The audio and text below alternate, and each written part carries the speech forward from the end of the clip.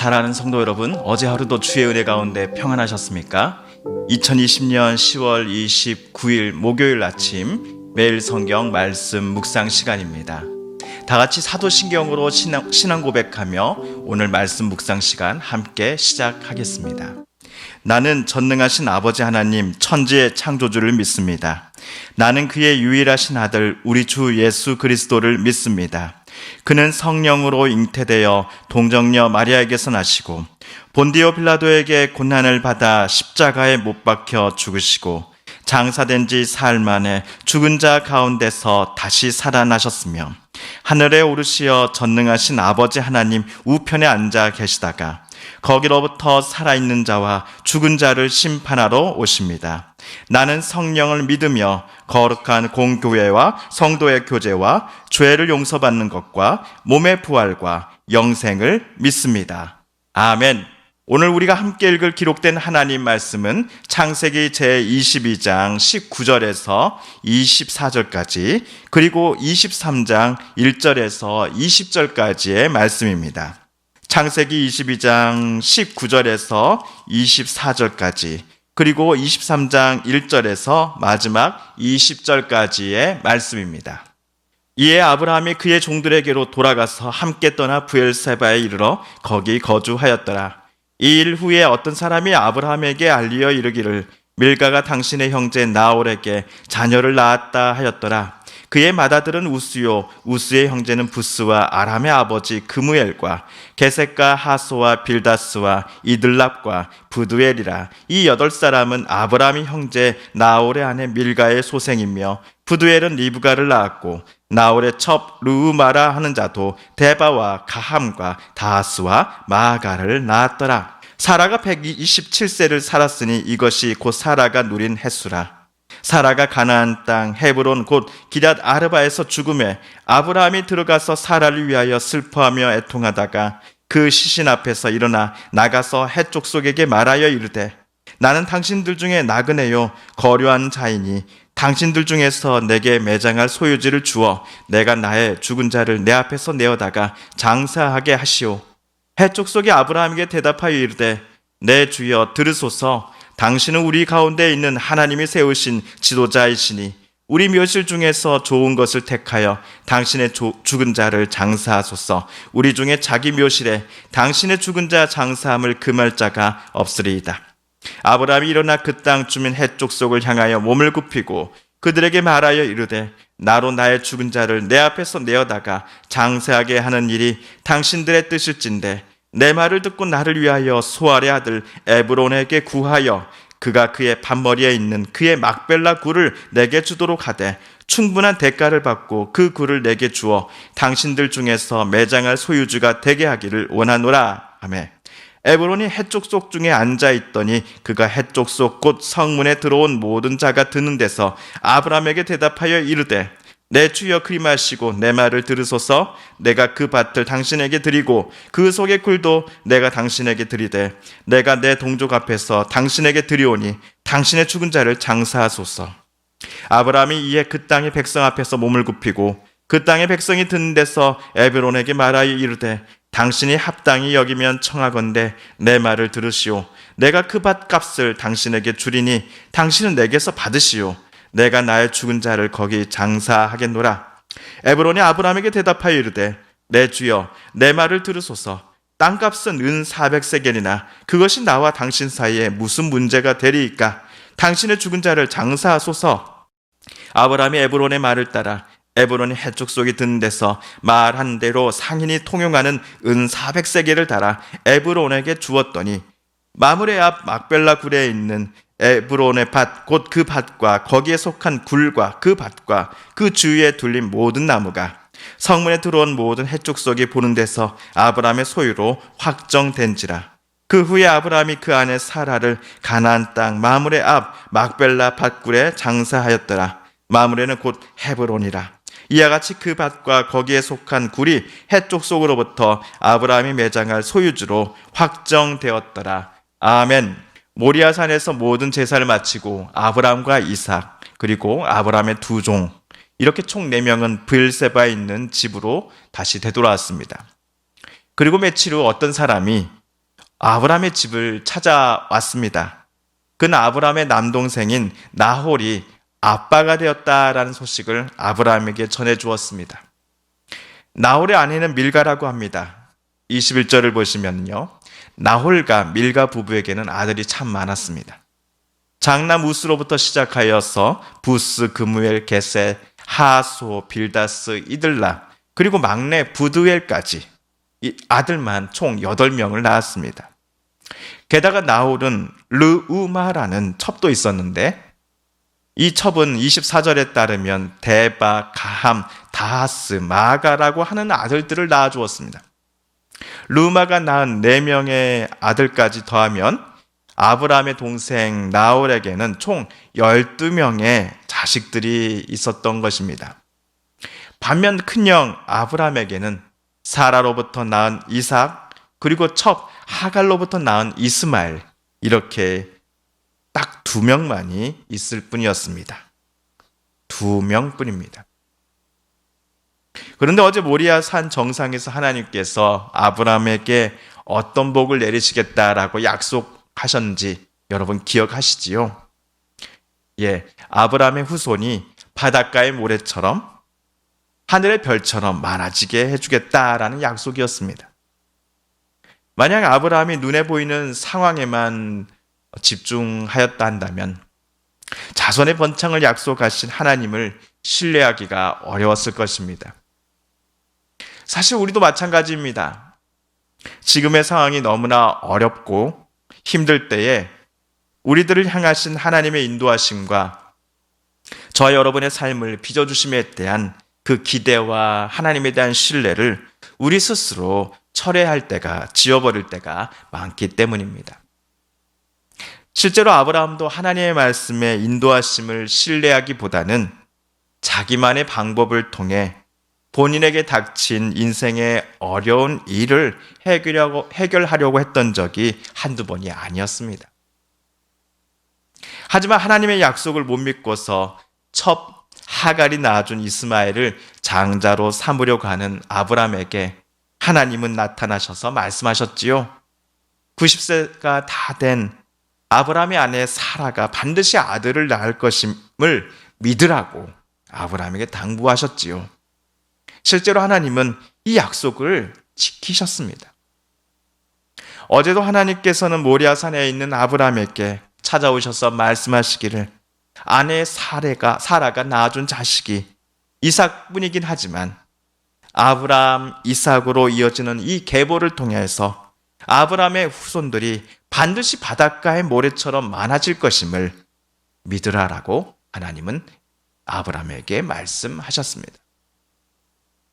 그렇기에 공은 이제 아브라함에게 넘어갔습니다. 하나님의 약속을 믿고 하나님의 방법대로 자신의 삶을 한 걸음 한 걸음 내디딜 것인지, 그렇지 않고 아브라함 본인만의 생각과 경험에 따라 앞으로도 살아갈 것인지는 전적으로 아브라함의 결정에 달려있기 때문입니다. 자, 한편 22장 23절을 다시 한번 읽어보겠습니다.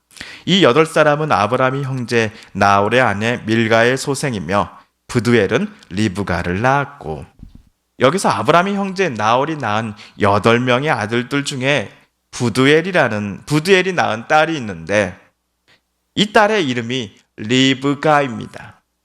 저와 여러분에게도 친숙한 이름이지요. 리브가는 얼마 후에 아브라함의 아들 이삭의 아내가 될 것이기 때문입니다.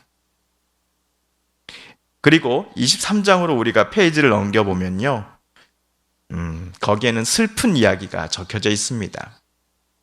아브라함의 아내 사라가 127세를 살고는 남편 곁을 먼저 떠나 하나님의 품에 안긴 일이 적혀져 있기 때문입니다. 아브라함은 죽은 아내를 위하여 한참을 울며 슬퍼했다라고 적혀져 있습니다.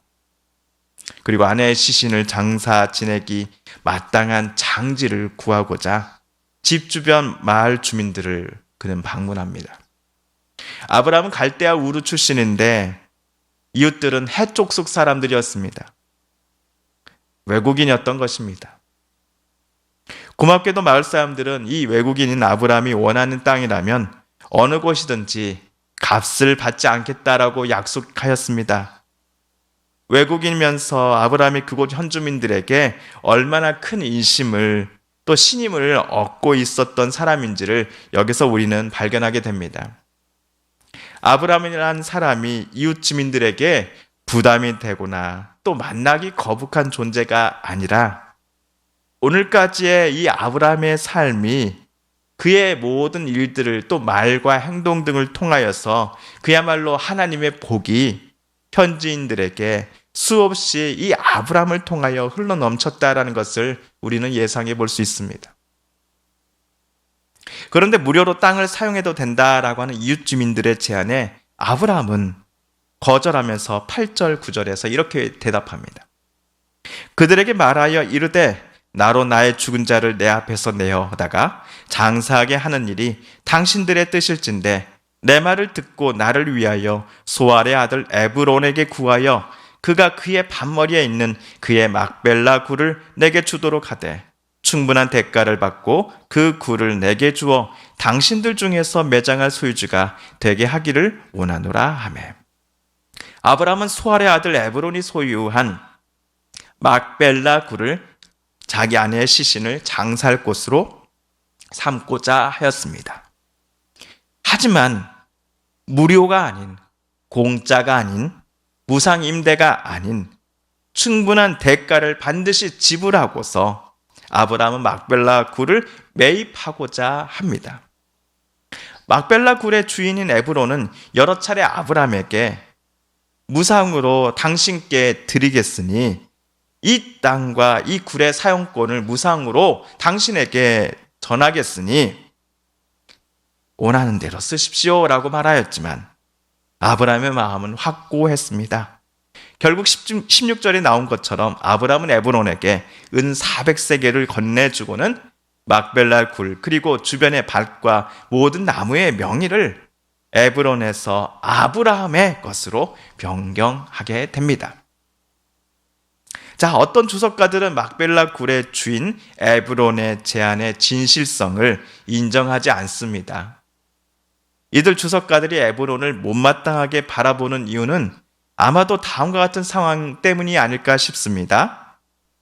에브론이 여러 차례 아브라함에게 무상으로 자기 땅을 사용할 것을 제안한 것은 사실입니다. 하지만 끝내는 자기 땅의 가치가 은 400세겔이미요 라고 말하였고 결국 명시한 금액 전체를 아브라함에게 건네받은 점 때문에 몇몇 주석가들은 에브론의 순수성을 의심하는 듯 합니다. 하지만 땅 주인 에브론은 아브라함에게 진실되게 대했다라고 저는 생각합니다. 무상으로 자기 땅을 사용해도 된다라고 여러 차례 말했음에도 불구하고 이 제안을 거절하고 굳이 값을 매기고 값을 주어서 돈을 주고서 이 땅을 사겠노라고 말했던 것은 아브라함이기 때문입니다. 그렇다면 왜 아브라함은 무상으로 땅을 주겠다라고 하는 이 제안을 거절하고 굳이 땅값에 맞는 땅값 전체를 다 주고 구입하고자 하였을까요? 그 이유가 17절, 18절에 나옵니다. 마므레아 막벨라에 있는 에브론의 밭, 곧 그 밭과 거기에 속한 굴과 그 밭과 그 주위에 둘린 모든 나무가 성문에 들어온 모든 해족속이 보는 데서 아브라함의 소유로 확정된지라. 막벨라 굴과 주변 밭의 명의가 에브론에서 이제는 아브라함으로 바뀌었습니다. 이제는 아브라함과 그의 아들 이삭이 또한 이삭의 아들이 그리고 그의 아들이 이 막벨라 굴의 소유권을 주장할 수 있게 되었습니다. 아무리 무상으로 이 땅을 사용한다고 하더라도 에브론이 죽고 난 후 그의 아들이나 손자가 마음을 나쁘게 먹는다면 아내의 장지를 다른 곳으로 옮겨야 하는 상황이 충분히 예상됩니다. 이를 방지하기 위해 아브라함은 제값 모두를 주고서 땅의 소유권을 자기 것으로 변경하고자 했던 것이죠. 그 값이 얼마든지 간에 충분한 값을 주고서 이 땅을 자기 것으로 삼음으로써 절대로 아내의 매장지가 다른 이에 의해서 옮겨지는 일이 없기를 아브라함은 바랬던 것이지요. 이로써 100년 이상을 함께 살아온 아내요 또한 인생의 친구인 사라에 대한 마지막 예우를 남편인 아브라함은 다할 수 있었습니다. 이 모든 매매 과정이 끝나자 아브라함은 아들 이삭과 함께 막벨라 굴에 아내의 시신을 매장합니다. 19절입니다. 그 후에 아브라함이 그 아내 사라를 가나안 땅 마므레 앞 막벨라 밭굴에 장사하였더라. 마므레는 곧 헤브론이라. 사랑하는 성도 여러분, 오늘 우리가 읽은 창세기 말씀 묵상을 통하여서 하나님께서 저와 여러분에게 주신 말씀과 또 도전과 위로 또 응원의 말씀을 기억하며 이 시간 우리 함께 기도하기를 원합니다. 또한 우리 성도님들과 가족들 중에 하나님의 고쳐주심과 일으켜 세워주심을 놓고 간절히 기도하는 분들이 계십니다. 이 시간 그분들의 이름을 부르며 함께 기도 드리십시다. 코로나19로 신음하는 온 세상을 불쌍히 여겨주소서. 하나님 도와주소서. 치료하여 주소서. 이들과 맞서 싸우는 애써 수고하는 모든 이들이 지치지 않게 하나님 힘을 더하여 주소서. 코로나19로 아파하며 신음하는 이들이 어서 속히 나음을 얻게 하여 주소서. 마지막으로 우리가 가지고 나오는 간절한 기도 제목 하나님께 아뢰며 하나님의 은혜 보좌 앞으로 더 가까이 나아가겠습니다. 함께 기도합니다.